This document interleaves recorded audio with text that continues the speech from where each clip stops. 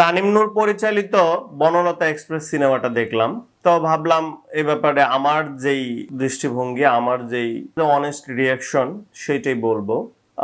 সিনেমাটা মোটা দাগে ভালো হয়েছে, গল্পটা ভালো, আমি সিনেমাটা এনজয় করছি এন্ডিং এর আগ পর্যন্ত।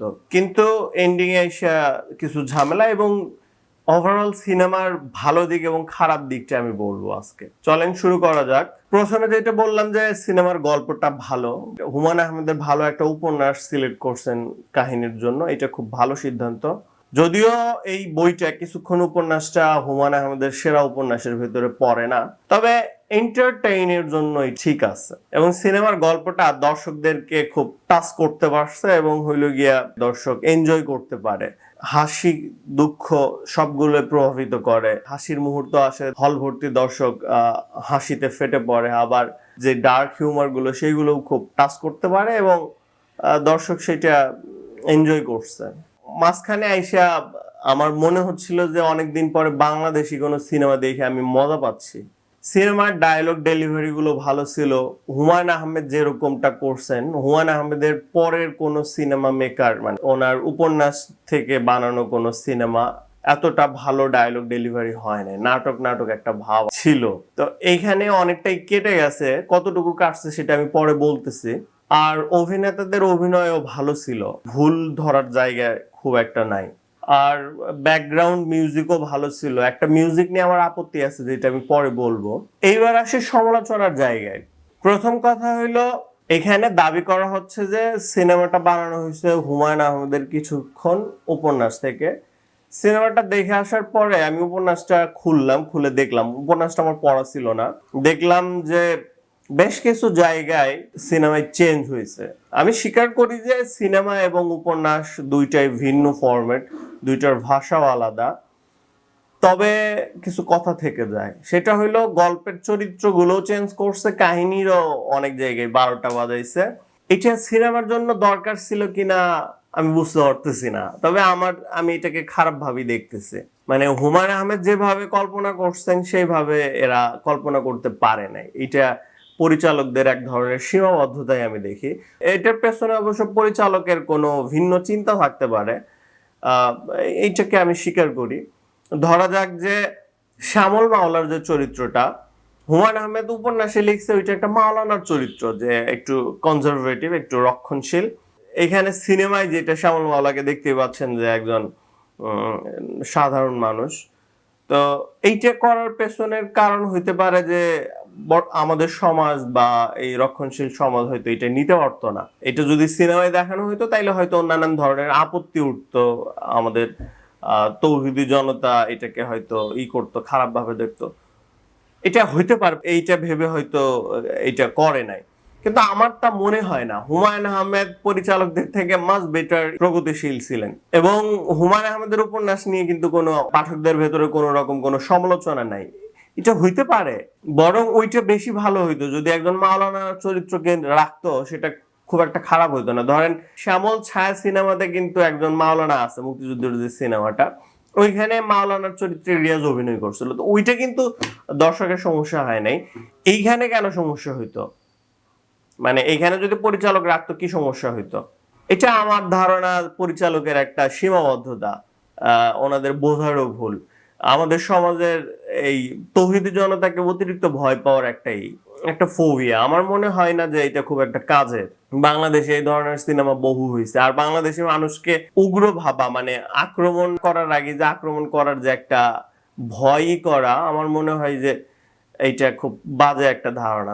এটা নিয়ে ভিন্ন একটা আলাপ হইতে পারে। আরেকটা কথা সেটা হইলো যে বহু জায়গায় কাহিনীতেও চেঞ্জ নিয়ে আসছে। যে এখানে সিনেমাতে দেখাচ্ছে যে একটা লাশ যাচ্ছিল, সেই লাশটা হইলো অধ্যাপকের ছেলে, কিন্তু উপন্যাসে দেখা যাচ্ছে যে লাশটা অন্য একজন নারীর। এটা ভিন্ন আলাপ, এটা হইতে পারে এবং এটা সিনেমাতে দেখতে খারাপ লাগে না, বরং মোশাররফ করিমের শেষের যে কান্নার দৃশ্যটা ওইটা দর্শকদেরকে প্রভাবিত করতে পারছে, দর্শকদেরও চোখ ভিজে ওঠে।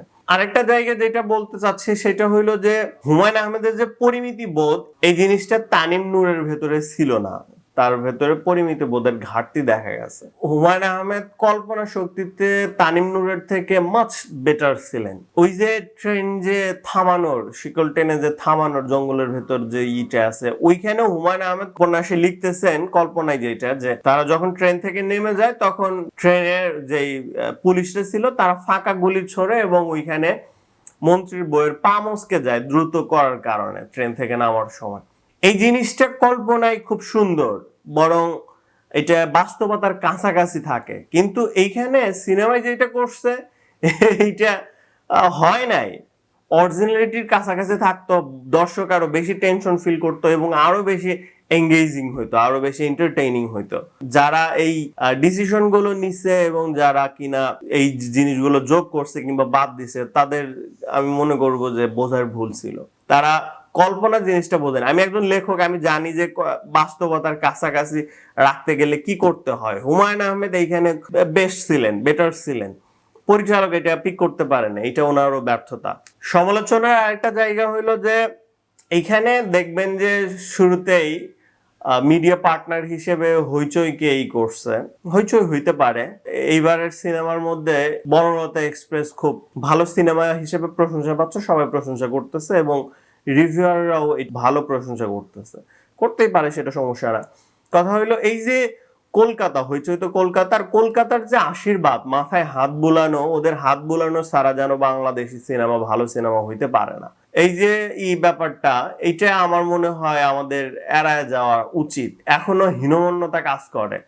আমি বুঝছি যে এটা হয়তো পরবর্তীতে হইচই মুক্তি দিবে কিংবা চরকিতেও দিতে পারে, যাই হোক, কিন্তু এই যে ঘটনাটা, কলকাতার ইনভলভমেন্ট, ওদের জড়িত থাকা ছাড়া যেন আমাদের কোনো সিনেমা হইতে পারে না। কলকাতা যদি জড়িত থাকে তাইলে তো সিনেমাটা ভালো, এরকম একটা টেন্ডেন্সি থাকতে পারে। তাই আমি মনে করি যে এই জায়গাটা থেকে বের হয়ে আসতে হবে। কলকাতা অবশ্যই আমাদের জন্য বিদেশ, এই জিনিস আরো প্রায় 80 বছর আগে মীমাংসা হয়ে গেছে। এই জিনিসটা বাংলাদেশি পরিচালক এবং মিডিয়া বুঝতে পারতেছে না। ওনারা এখনো একটা মিডিয়া রিয়েলিটির ভেতরে থাকে, এখনো রিয়েলিটিতে ওনারা পৌঁছতে পারে নাই। প্রায় 20-25 বছর আগেও বাংলাদেশি পরিচালকরা খাঁটি বাংলাদেশি সিনেমা বানাইতে পারতো কলকাতার ইনভলভমেন্ট ছাড়াই। আমি মনে করি যে আমাদের পরিচালকরা এখনো ইম্যাচিউর আছে, তাদেরকে ম্যাচিউর হইতে হবে, এই জিনিসগুলো ওনাদের বুঝতে হবে, বোঝাপড়ার বাকি আছে। তো আরেকটা জিনিস যেটা, সেটা হলো এখানে ব্যাকগ্রাউন্ড মিউজিক হিসেবে একটা অর্ণবের গান আসে, মাঝে মাঝে তব দেখা পাই, রবীন্দ্রনাথের গান। ওইখানে মনে হচ্ছিল যে এই গানটা না দিলেই কি হইতো না, রবীন্দ্রনাথের গানের জন্য না, মানে এই গানটাই কেন? আমাদের কি গীতিকার সুরকারের অভাব পড়ছে বাংলাদেশে? মানে নতুন কোনো গান নিয়ে আসা যাইতো না? এই পুরোনো আমলের গান এখন ওইটা যদি চালাইতে হবে, মানে বাংলাদেশের সিনেমাও কি রবীন্দ্রনাথের গান ছাড়া কল্পনা করা সম্ভব হবে না?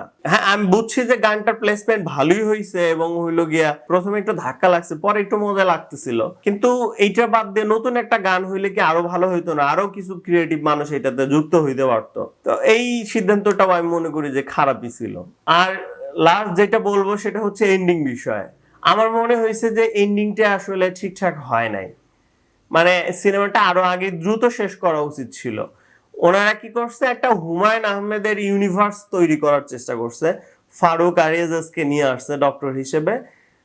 এটা কাহিনী হিসেবে খুব খারাপ না, কিন্তু এই যে নাটকে বানা অতি নাটক, এইটা আসলে বিরক্তিকর। হুমায়ুন আহমেদের যে পরিমিতি বোধ, এইটা তানিম নূরের ছিল না এবং সিনেমার কলাকুশলীদের ছিল না। ওনারা কি মনে করে এইসব করে? ওনারা একটা ভালো সিনেমাই বানাইতে পারতেছে না, ইউনিভার্স কোত্থেকে আসতেছে? একটা ভালো সিনেমা ফিনিশিং দে ভাই, আগে সিনেমাটা তাকে একটু ফিনিশ দিতে হবে।